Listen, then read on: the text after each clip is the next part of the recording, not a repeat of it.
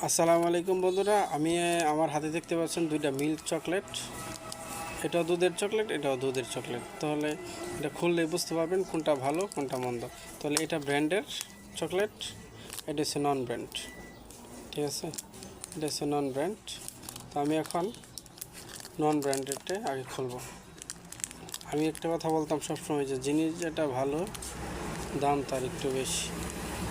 এটাও milk chocolate, এটা কাটলাম, এটা মিল্ক দুধের চকলেট।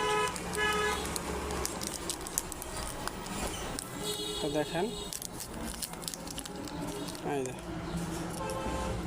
দেখছেন দুধের কালার দেখছেন, সাদা মানে অফ হোয়াইট। এখন আমি ব্র্যান্ডেড চকলেটটা বলতেছি, ব্র্যান্ডেড চকলেট। আরে বাবা, এই দেখছেন চকলেটটা দেখছেন, একের চকলেট। এটা দেখলেই বোঝা যায় যে মিল্ক চকলেট।